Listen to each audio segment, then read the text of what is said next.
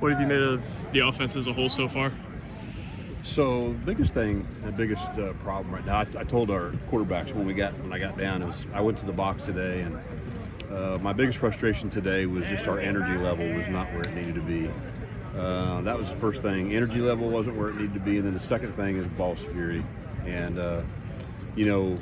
we tweaked we put a new little route in, and was excited about throwing it, and threw it play one, and it got tipped, and they intercepted it. So that's not how you want to start a scrimmage. So got to have good drive starters. Got to put yourselves in good situations where you're not second and long, and then take care of the ball a whole lot better than we are right now.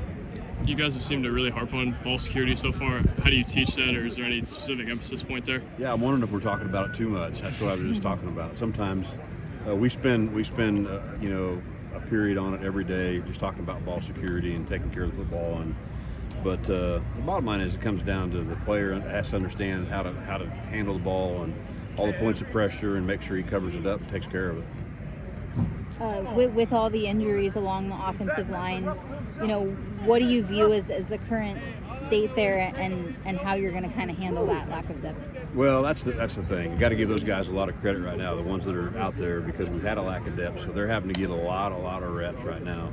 And so we're rotating some guys in, and some guys have had to move positions and learn new positions. And we've got a freshman that started out at tackle, and he was doing good at tackle, and then we had to move into guard, and so that's a little bit, of a problem when you get this far in the spring and you're short offensive linemen. So give them a lot of credit, though. They're battling. They're doing better. We're learning the system, and we're still super excited about where we'll be in the fall.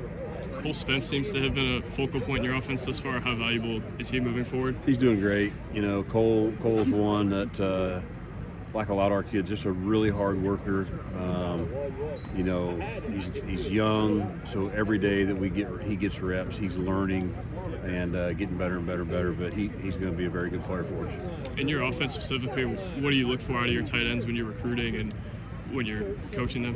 First and foremost, we love having tight ends. We like them on all shapes and sizes. So we'll have some that play in line, and they're bigger and stronger, and then some that play off the ball, that have the ability to block and catch passes and do a lot of different things. And tight end's such an important position.